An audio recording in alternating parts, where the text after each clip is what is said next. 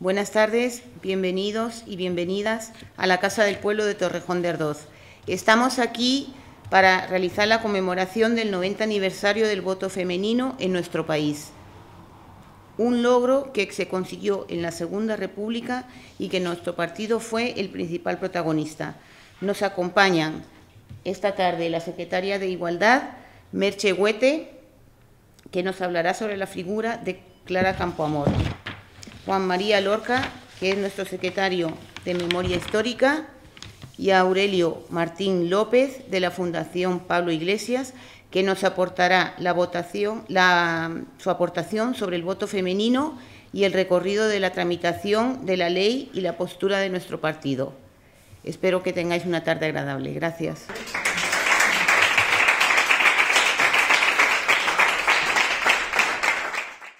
Buenas tardes a todos y a todas. Soy Merche Huete, secretaria de Igualdad de la Comisión Ejecutiva de Torrejón de Ardoz. Bueno, como ha dicho mi compañera Zuli, pues yo voy a empezar a hablar un poquito de Clara Campoamor. Voy a leer algunos extractos de un libro que os aconsejo leer a todo el mundo si no lo tenéis, que es carta abierta a una mujer, a Clara Campoamor, y es Mi pecado mortal, el voto feminista, mi pecado mortal. Es un libro donde ella comenta un poquito, después de que ha pasado todo lo que ha pasado, ¿no? Y todo lo anterior a Clara, porque con Clara parece que solo vemos la diputada que dio ese discurso tan magnífico cuando se aprobó, que hace 90 años ahora del 1 de octubre que se aprobó el sufragio femenino, pero ella ya llevaba 14, 15 años antes pues adelantando este tipo de cosas. Entonces voy a empezar hablando en primera persona como si yo hablara directamente a Clara Campoamor, para que conozcáis un poquito más el personaje humano, los sentimientos de Clara, no solo de la diputada, que es lo que todos conocemos, sino un poquito su forma de ser. Entonces, nos separan 90 años de aquel hermoso 1 de octubre de 1931, en el que tan brillantemente tomaste la palabra en nombre de las mujeres, de ayer, de hoy y de mañana. Pero solo es tiempo, no ideas, tus ideas, no proyecto político, tu proyecto, porque tus ideas siguen siendo nuestras. Y tu proyecto, hoy vivo, sigue siendo nuestro y de tantos y tantas demócratas que ha dado este país, tu país.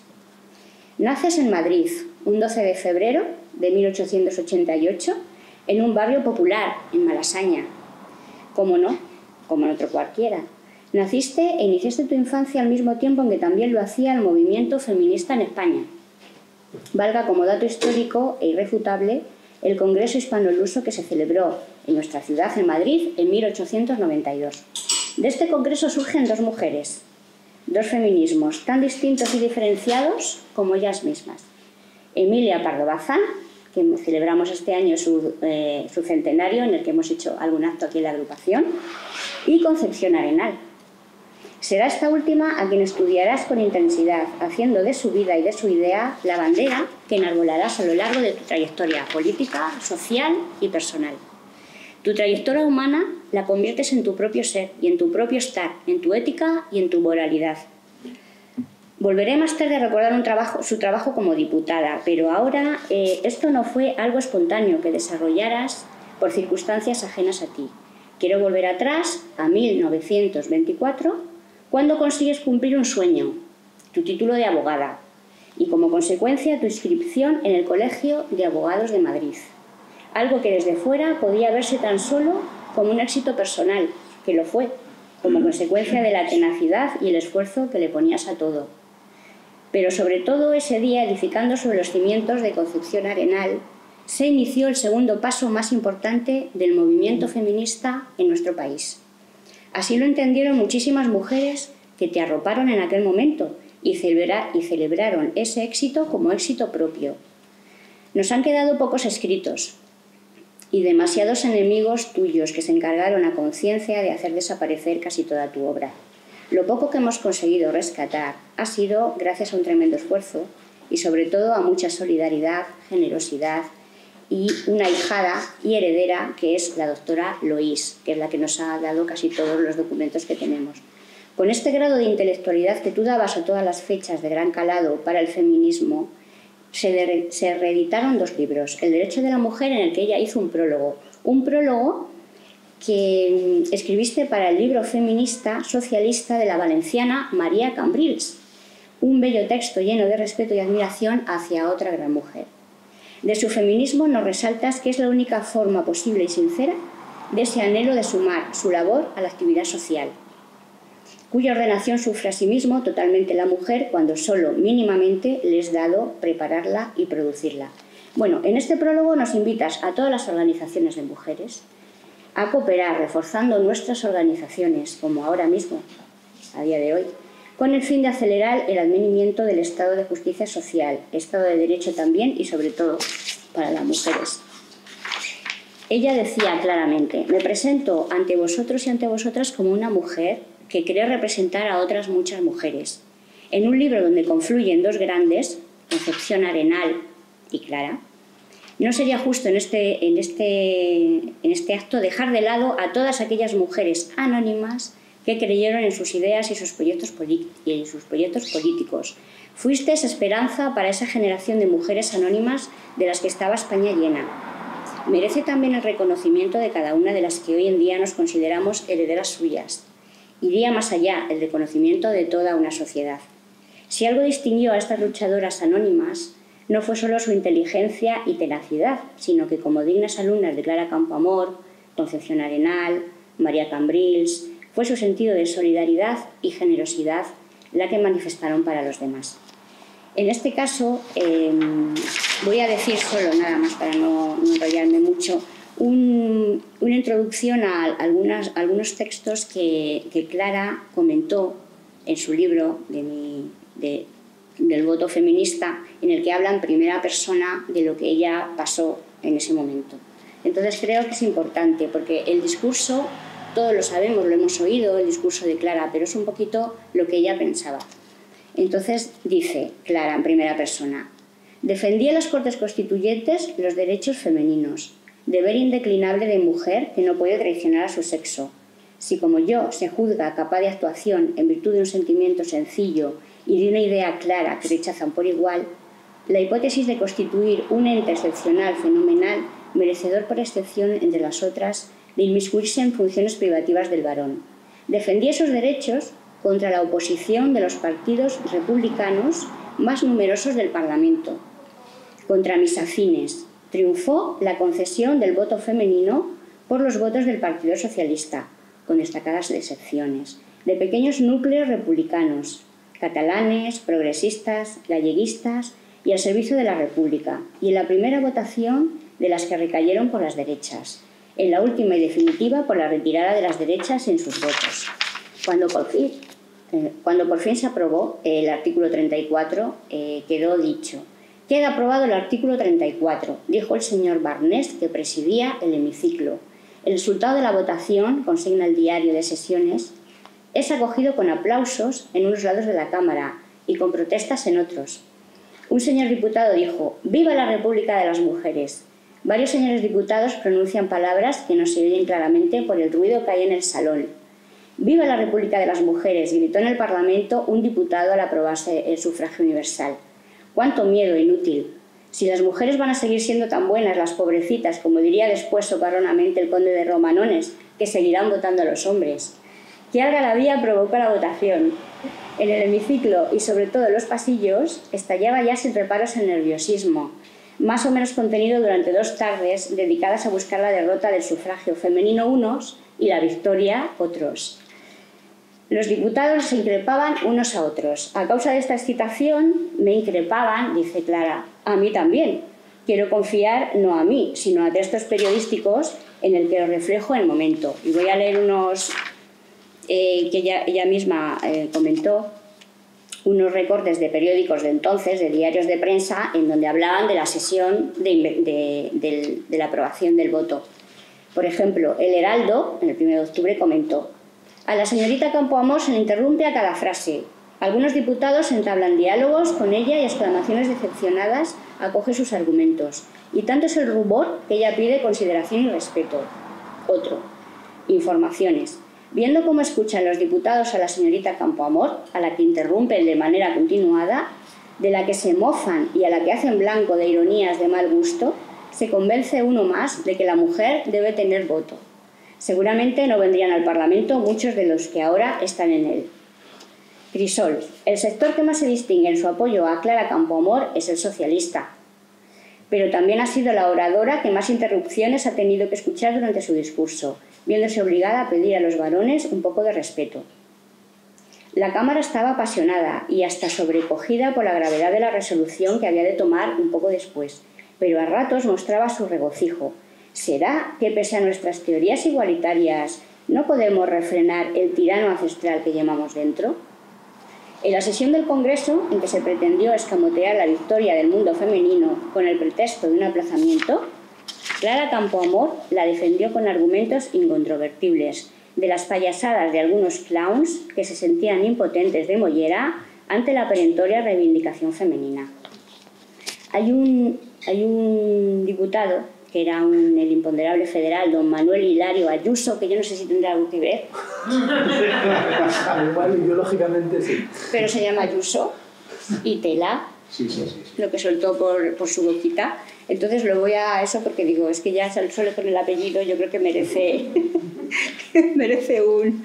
Entonces dijo, un periódico lo comenta de lo que dijo el señor Ayuso en el hemiciclo durante la sesión de la aprobación del voto. Resuelta la edad del voto, se discute el voto de la mujer, aunque al principio más parece que lo que se discute es la edad y no el voto. El señor Ayuso dice cosas terribles. Quiere que la mujer no tenga el voto hasta los 45 años, porque en esa edad se fija por los tratadistas la estandarización de la edad crítica en la mujer latina.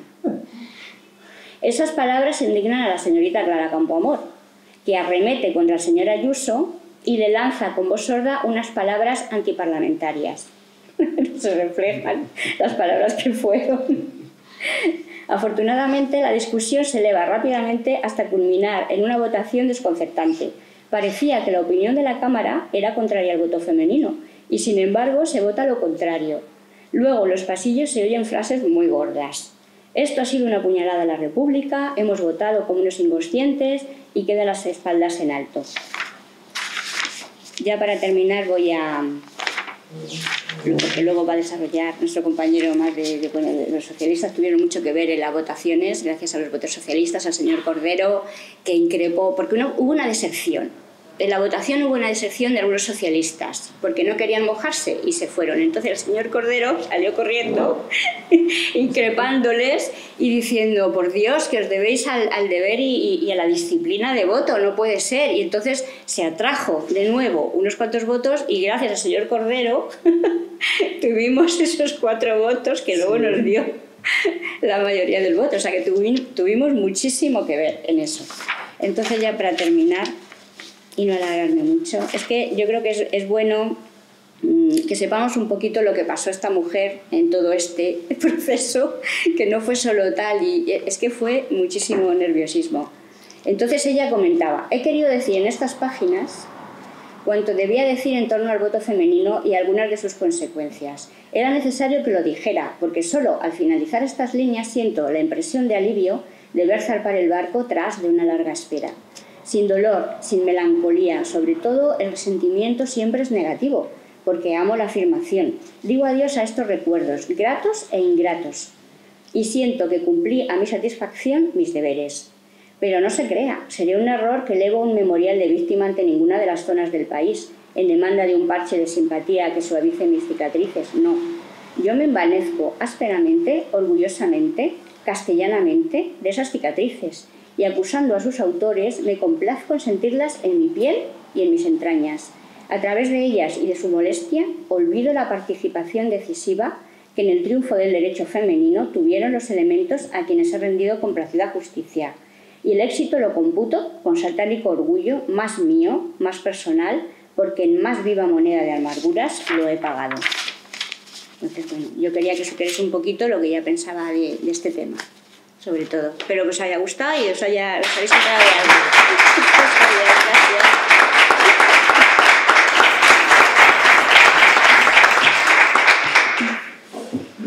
Bueno, pues buenas tardes a todos y a todas. Gracias por estar en este acto tan importante del 90 aniversario y tan importante porque es la reapertura y la vuelta a la actividad de nuestra Casa del Pueblo después de todo este parón larguísimo debido a la COVID y a que hemos debido tener cerrada nuestra agrupación, aunque hemos hecho actos, han sido en remoto sin poder contar con el calor de vuestra asistencia. Así que, de nuevo, muchas gracias a todos y a todas los que estáis aquí. Soy secretario de Memoria Histórica. La memoria histórica, en principio, pues su simple enunciado parece una contradicción en los términos. Una cosa es la memoria, algo puramente subjetivo, y otra cosa es la historia, que no es nada más que una disciplina científica y, por tanto, puramente objetiva. Pero es verdad que cuando se juntan memoria histórica, hacen referencia a aquellos lugares o a aquellos acontecimientos que, aunque sean históricos y tengan una componente que ha sucedido en el tiempo, nos afectan de una manera especialmente emocional. Yo creo que el voto femenino es una de estas situaciones históricas en la que un hecho tiene, aparte de su componente histórico indudable, esa parte emocional que nos afecta tanto, nos afecta como socialistas, como progresistas y como, por tanto, defensores de los derechos con total igualdad de sexo, religión, condición y cualquier otra de país de nacimiento. Para nosotros solamente existe la fraternidad entre todos los que nos consideramos, como debemos ser, iguales, en obligaciones y en derechos, parte fundamental. Cuando estábamos hablando de este acto, que surgió de una conversación que tuve con Merche, de cómo celebrar este aniversario, decidimos, pues, sin olvidar a Clara Campoamor, evidentemente, porque ¿cómo la podemos olvidar? Pues hablar de lo que hizo nuestro partido. Y Merche me comentaba que tenía alguna reserva sobre que recordar la labor de los diputados socialistas, como Vidarte, como Cordero, no fuera en detrimento de la figura de Clara Campoamor. Y es una duda razonable, puesto que tenemos siempre la tendencia a elevar a alguien y, por contra, pues, denigrar o menosvalorar la labor de al lado. Haciendo una referencia histórica, que igual os suena un poco distante en el tiempo, y lo es, fijaros en el Cantar del Mio Cid, ¿no? Qué buen vasallo si hubiera buen señor. El buen señor que no tenía era nada más que Alfonso VI, el conquistador de Toledo. O sea, buen señor sí debía de serlo. Por cierto, hablando del Mio Cid, es muy curioso que ahora que está de moda y algunos nos dicen que usamos mucho de decir compañeros y compañeras, bienvenidos y bienvenidas, en el Cantar del Mio Cid, nada más empezar, se dice que los hombres y mujeres, burgaleses y burgalesas, salieron a ver el cortejo del Cid cuando salía de la ciudad. Y luego, durante varias veces, el Cid se dirige a sus tropas, a sus huestes, diciéndoles los moros y las moras. O sea, que esto de hablar de hombre y mujer parece que no es especialmente moderno. El Cantar del Mio Cid escrito se remonta al siglo XIII, ¿no? Parece algo bastante histórico. Por otra parte, también es verdad que tenemos la propensión, con un cierto infantilismo, a ver la historia como cosas de buenos y malos. Levantamos la figura de Clara Campoamor y, por contra, denigramos a Victoria Kent, por ejemplo, lo cual también es un disparate, puesto que la misma Clara Campoamor en su intervención habla con mucha comprensión de la actitud que tiene Victoria Kent en ese momento. Por otra parte, como he dicho antes, la historia es una ciencia. Es una ciencia que debe seguir los postulados de cualquier ciencia, que es decir, la investigación, la búsqueda de las fuentes y unas conclusiones ciertas. Pero hoy en día vemos cómo eso no ocurre y vemos cómo hay muchos que los que hacen es que buscan en los hechos históricos algo que refrende la idea que ya tenían previa, y si no coincide con ello, la cambian directamente. Ahí tenemos, por ejemplo, no ya un historiador, sino cuentista como César Vidal, que directamente quiere demostrar algo y lo que hace es cambiar los hechos para que se adapten.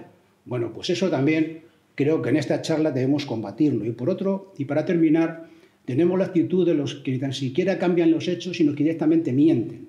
Tenemos el caso de Ruiz Gallardón, por ejemplo, que en sede parlamentaria nos dijo a los socialistas que nosotros ya habíamos votado contra el voto de la mujer. Recientemente ha sido Pablo Casado, que estudió historia en el mismo sitio que hizo el máster, y que dice, a vuelta a decir lo mismo, que votamos en contra. Bueno, pues un poco para que tengáis claro que no fue así, pero además bien documentado cómo ocurrió. Para eso está el compañero Martín, que nos dirá cómo fue. Debemos tener claro, repito, que eso no fue así y que además debemos decirlo con argumentos, porque el debate, en esta cuestión como en todas, es un debate fundamentalmente de ideas. Por lo tanto, no vamos a decir más esto de no fue así, sino mira, no fue así, sino que fue de esta manera. Y para eso hemos convocado este acto en el que, repito, os agradezco que estéis aquí. Nada más.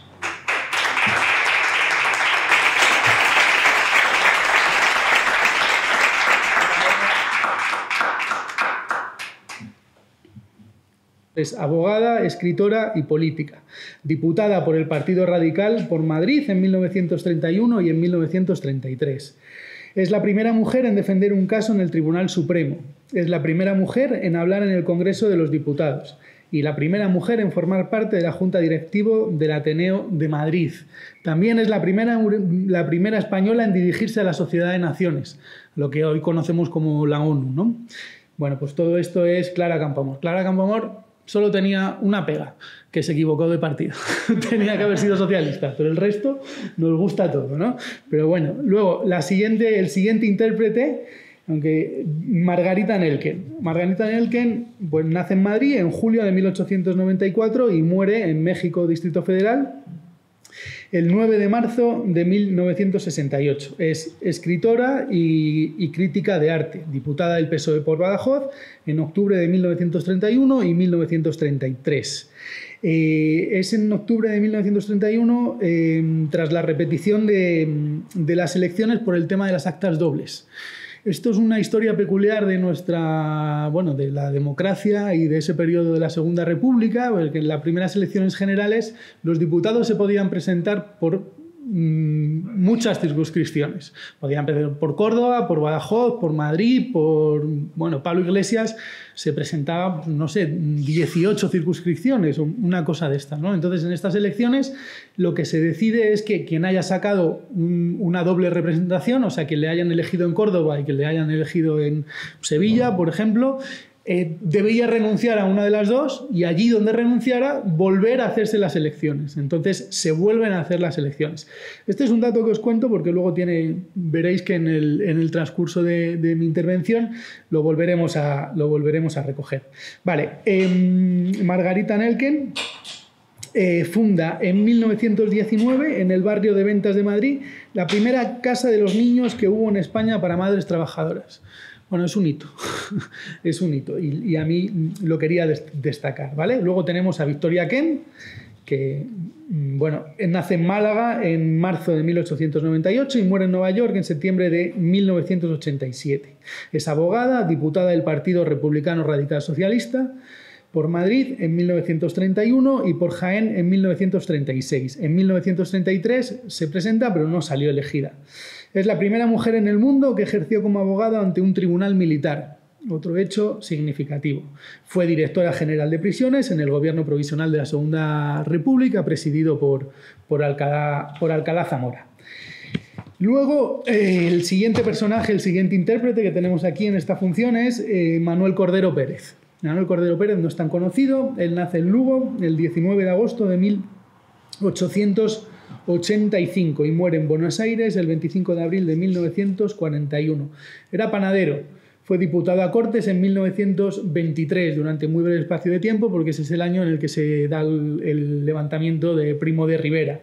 Es vocal del Grupo Parlamentario Socialista en octubre de 1931 hasta mayo de 1932. Esto también lo ha introducido Merche con la actitud que tuvo en una de las votaciones que os voy a relatar. Y fue presidente del Sindicato de Artes Blancas, que así se llamaba el Sindicato de los Panaderos, me imagino que sea por la harina, de Madrid, y de la Federación Nacional de Panaderos de la UGT. Bien, pues el siguiente personaje es Indalecio Prieto. Indalecio Prieto no me voy a referir a él porque creo que es un personaje conocido por todos.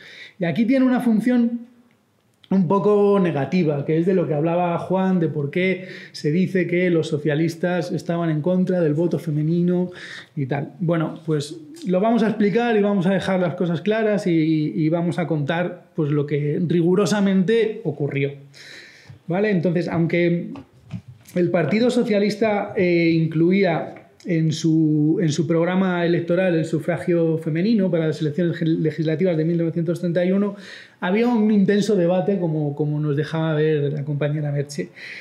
La postura, de alguna manera mayoritaria o por lo menos grande, aunque se consideraba que el sufragio femenino era algo que tenía que llegar, se pensaba que eso iba a perjudicar a las pretensiones del Partido Socialista y de los partidos de izquierdas en general.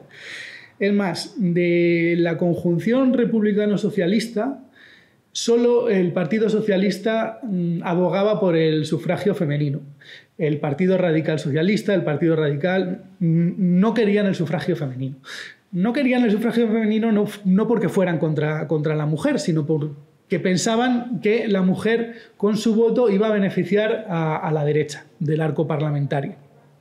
Y que por lo tanto iban a perder poder y la república, pues de alguna manera, que estaba incipiente, pues se iba a sufrir, ¿no? Esta era la postura de algunos socialistas, bueno, que pues siendo objetivos podían tener más o menos razón. También lo veremos después si tenían razón o no tenían razón, o si fue así o no fue así. Entonces, los argumentos giraban en torno a dos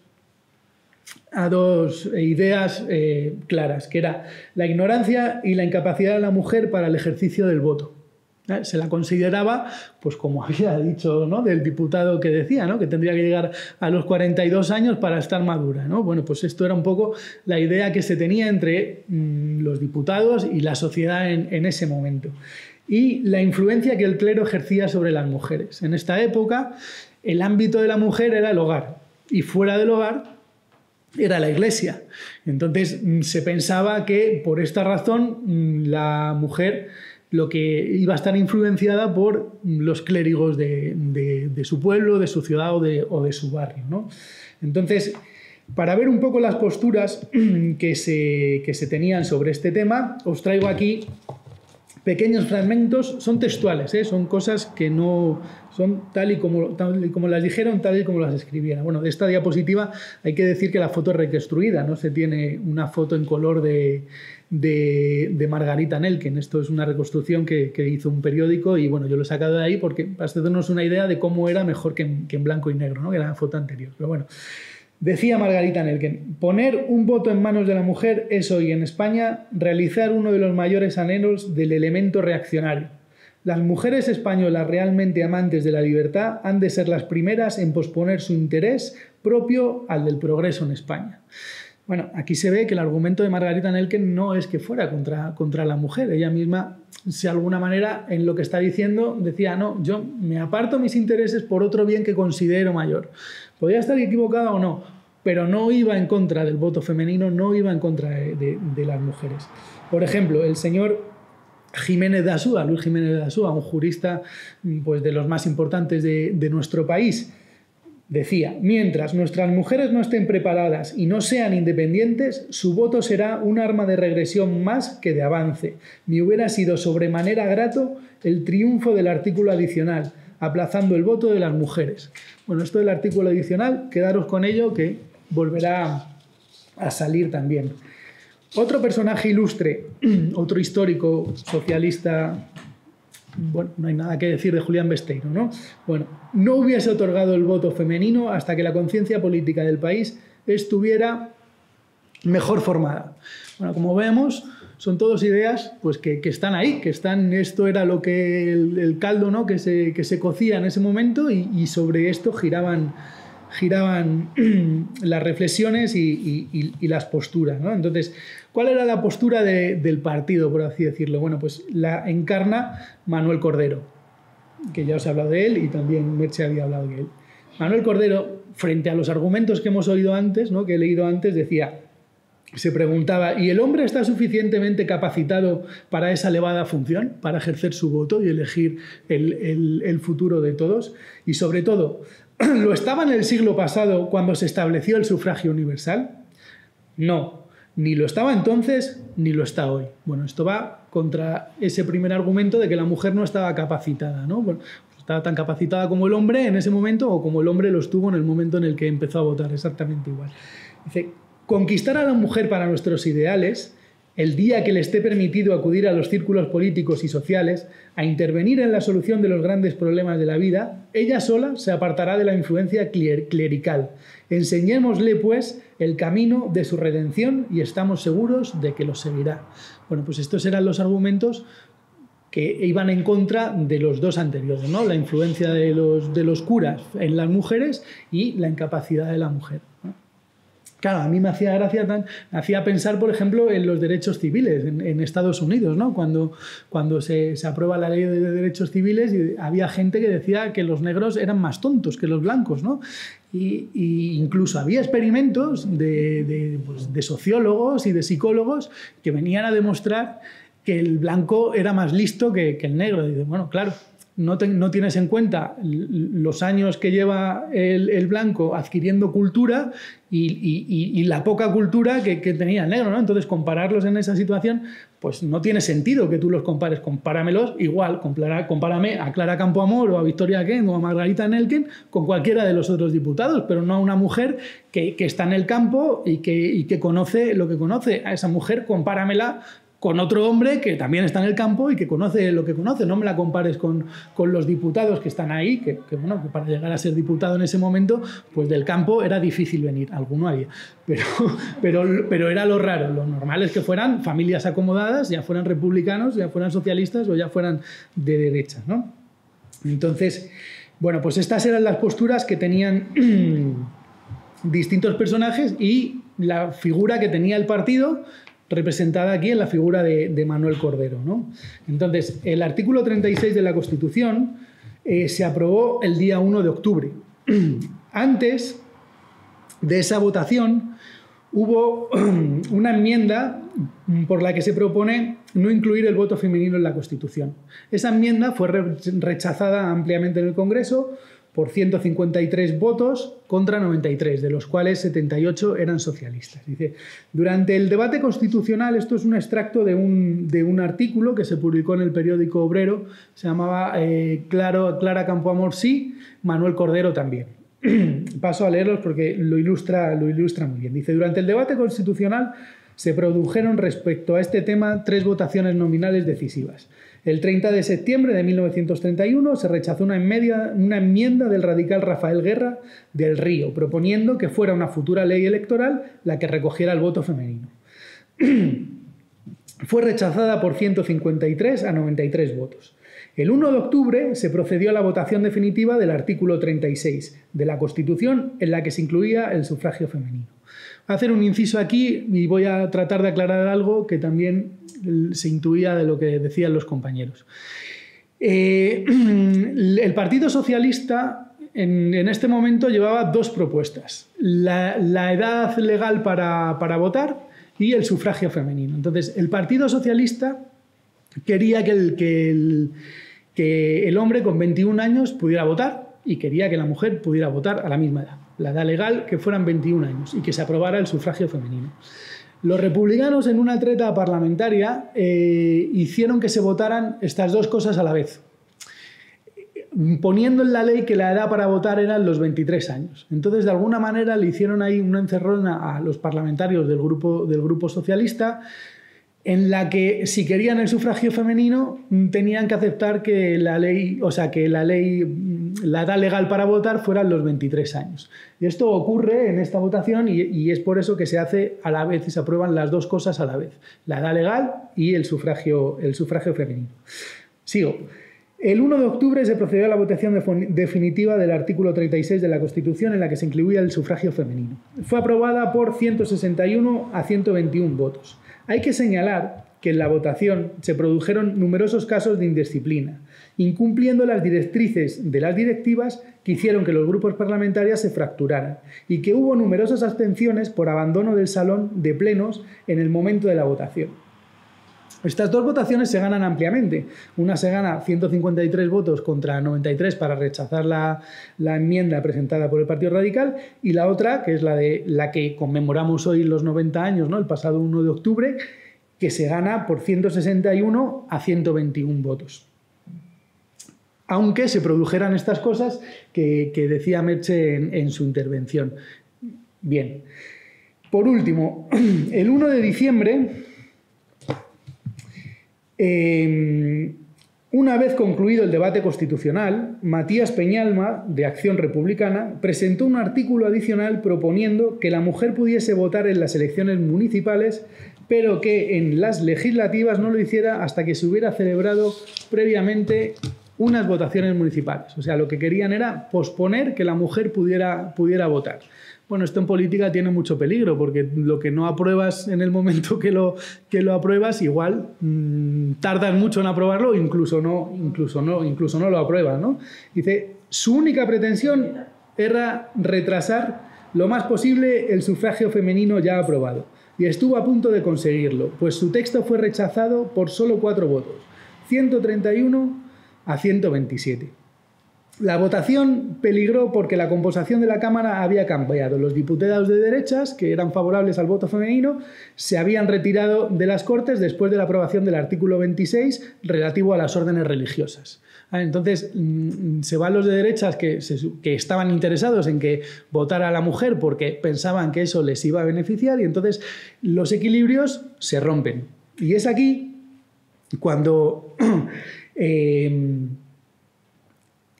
se produce la labor que hablábamos de Manuel Cordero. Entonces, Manuel Cordero, viendo que Indalecio Prieto, que estaba en contra de que se aprobara el sufragio femenino, como hemos visto de otros también, como Besteiro o como Jiménez de Asúa, para no romper la disciplina de voto, lo que hacen es ausentarse del hemiciclo. Entonces, Indalecio Prieto era, en el grupo parlamentario, era la máxima figura.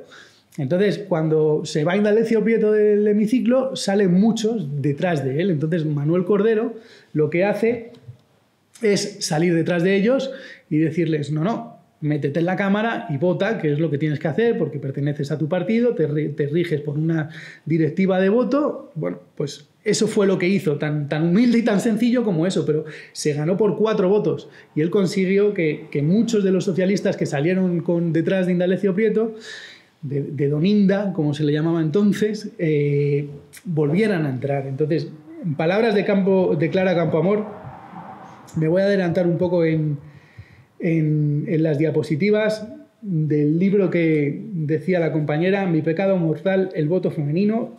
Esto es tal y como lo pone ella en el libro.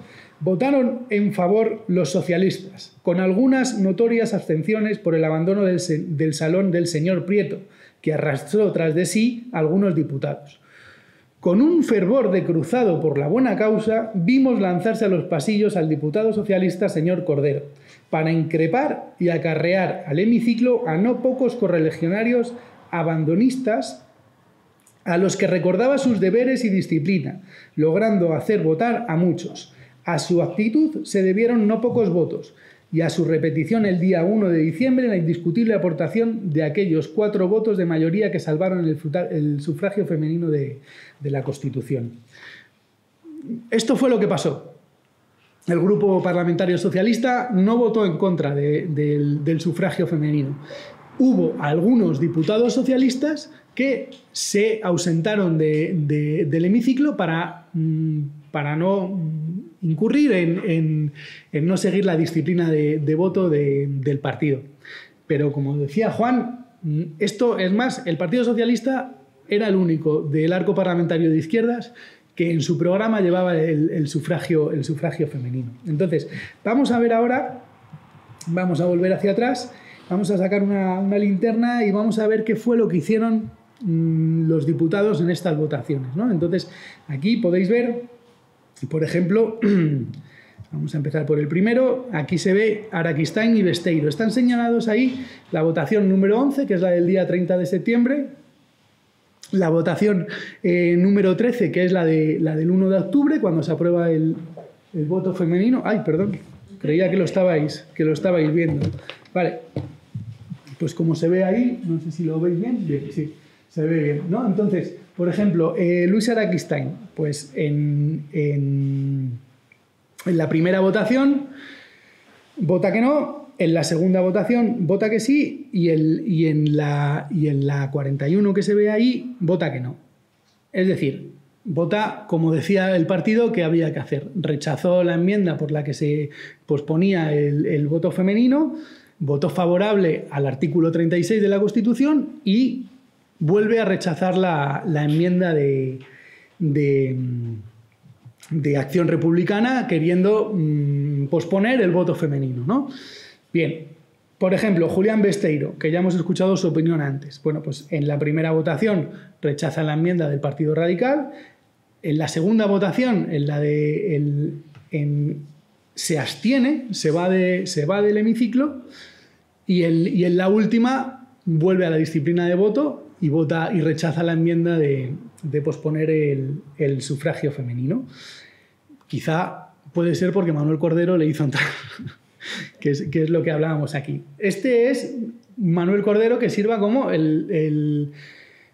la disciplina de voto, ¿no? Lo que se acordó que había que votar, ¿no? Pues era la primera rechazar la enmienda, la segunda aprobar el artículo 36 de la Constitución y el 41 votar que no.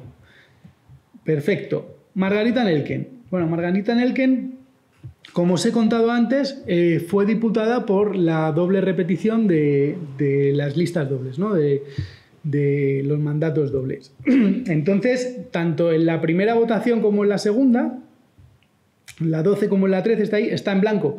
Todavía no podía votar. No tenía los papeles en regla, por así decirlo, como para ejercer su derecho a voto como diputada. Y en la votación en la que había que rechazar la enmienda de que la mujer votara después de las elecciones municipales, se ausenta del hemiciclo, como se puede ver ahí, ¿no? Esa rayita quiere decir que podía votar, pero no lo hizo, ¿no? Y luego nos queda ver cómo se comportó Indalecio Prieto. ¿Vale? Entonces, pues vemos que se ausenta en las tres votaciones. Ni rechaza la primera, ni vota en el artículo 36, ni tampoco rechaza la siguiente enmienda. Y luego está aquí la figura de Juan Morán Bayo, que, bueno, igual es como muy señalar, ¿no? Pero fue el único que votó que sí de los socialistas.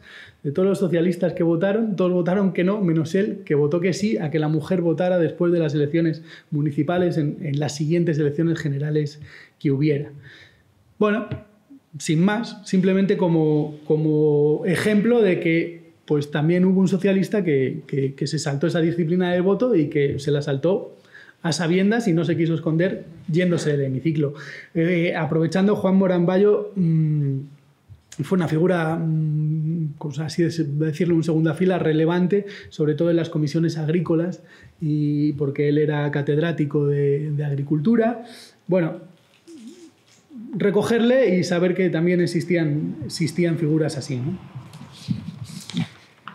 Bien, y ya para ir un poco acabando y haciendo algunas aclaraciones, desmentidos y conclusiones, que ya las he dejado ver un poco, el Partido Socialista Obrero Español, desde sus orígenes hasta el día de hoy, siempre ha sido un partido feminista. Vais a permitir que os lea un artículo de Pablo Iglesias publicado en 1888.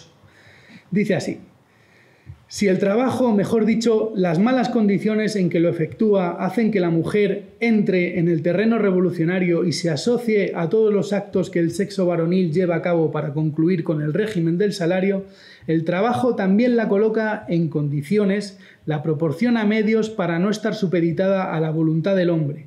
Mantenida por éste, la mujer ni es libre ni puede ser jamás compañera del hombre, mientras que, sostenida por su esfuerzo, por su propio trabajo, lo será, no pudiendo darse el caso, como sucede ahora, de que sus sentimientos, su voluntad, se vean constreñidos ante el temor de carecer de medios para vivir. Equivóquense grandemente y van en contra de la transformación que los fenómenos económicos preparan los que, pensando en remediar los males que afligen hoy a la mujer, piden que ésta vuelva al hogar y no tenga más cuidado que el de la familia. Aunque guiados de buena intención, esos defensores de la mujer no impiden otra cosa para ella, sino que prolongue su esclavitud. Bueno, creo que está claro que estamos hablando de 1888 y tiene unas ideas que son tan cristalinas que podrían servirnos hoy. Y hablando, además, realmente no hablando del trabajo de la mujer, de las malas condiciones del trabajo de la mujer, sino hablando realmente de la libertad de la mujer para cosas tan importantes como para ser compañera del hombre o de quien sea. Vamos a ver, pero bueno, quizá pedirle esto en 1888 a Pablo Iglesias hubiera sido ya demasiado, ¿no? Pero lo dice clarísimamente y estas son las ideas del Partido Socialista desde sus orígenes, ¿no? Bueno, algo que ya he dicho también, de las tres diputadas, que las tres eran de partidos distintos, solo Clara Campoamor defendía el sufragio femenino, su partido no lo defendía. Ella, a los primeros que se oponen son a sus propios compañeros. y ni Margarita Nelken, que era del Partido Socialista, ni Victoria Kent, que era del Partido Radical Socialista, apoyaban el sufragio femenino, por las razones que ya hemos dicho antes, ¿no? Y dice, es cierto que destacados socialistas eran contrarios al sufragio femenino, ya lo hemos visto en sus posturas que os he leído antes y en la actuación que tuvieron en el hemiciclo, ¿no? Pero ahora me gustaría entrar en algo que, bueno, que es así como más relevante y sobre todo que se puede sujetar con datos, ¿no? Que es el voto de la mujer. ¿Fue decisivo o no fue decisivo para la victoria de la derecha en las elecciones de 1933? ¿No? La derecha se presentó en una coalición que era la CEDA, como todos conocéis, y en 1933 ganaron las elecciones. Muchos de los argumentos que hemos visto aquí antes giraban en torno a esto, aunque la mujer le iba a dar el poder a la derecha y eso iba a ir en detrimento de la República y de las ideas que defendían los socialistas, ¿no? Bueno, pues vamos a ver esta pequeña tabla en el que se ve, bueno, primero el censo electoral, que es el primer dato importante. En 1931 votan 6 millones de personas, tienen derecho a voto. En 1933, tienen 13 millones de derecho a voto. Ya se había conseguido que la mitad de la población pudiera votar, que eran las mujeres, porque en 1931 se había aprobado. Este hecho ya es relevante y sin duda es una victoria. Y en 1936 prácticamente es el mismo censo electoral. Se cree que medio millón de electores más, ¿vale? La participación en 1931 fue del 70%. En 1933, 65%. Y en 1936, 72%. Dice, ¿cómo se mueve el voto? El apoyo al Partido Socialista, a la CEDA y al Partido Republicano Radical. Bueno, pues lo vemos ahí. El PSOE en 1931 consigue 24,5% de los votos, en 1933 el 12,5% y en 1936 el 20,9%, ¿no? Fijémonos, y con la CEDA, pues el 24,3%. En 1931 no hay dato porque no se presenta, las derechas no se presentan en coalición, entonces sería difícil analizarlo partido a partido porque eran muchos los partidos de derechas. Entonces, 24,3%, 18,6%.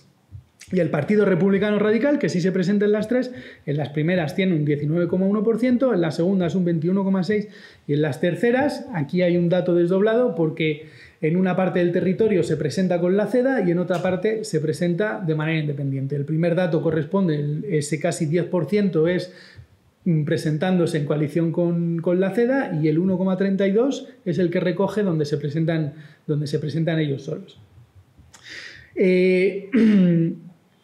La participación, incluso con la mitad de la población votando, es menor en 1933. En 1933 la situación era peculiar y los partidos de izquierdas y las sociedades de izquierdas sufrieron.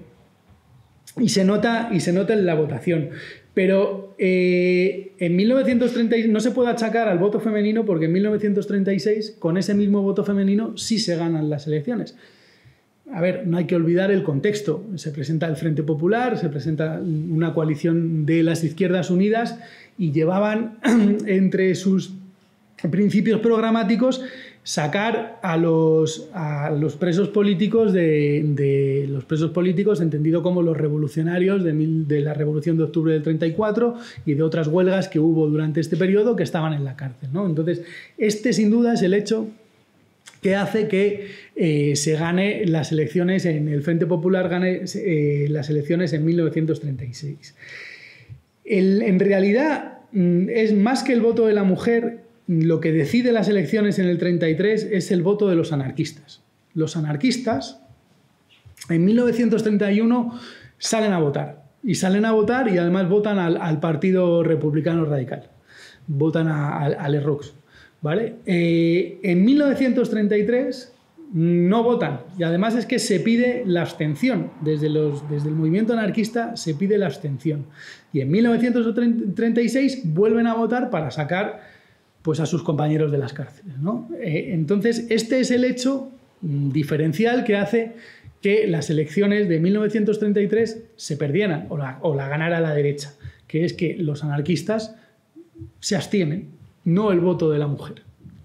Y esto es lo que se puede sujetar con los datos. Estos datos que os he contado de la tabla salen de un artículo de Carmen Ortega Villodres, que Se llama Participación y abstención electoral, la Segunda República en perspectiva comparada. Además de esto que os he contado yo, compara varias cosas más que son bastante interesantes.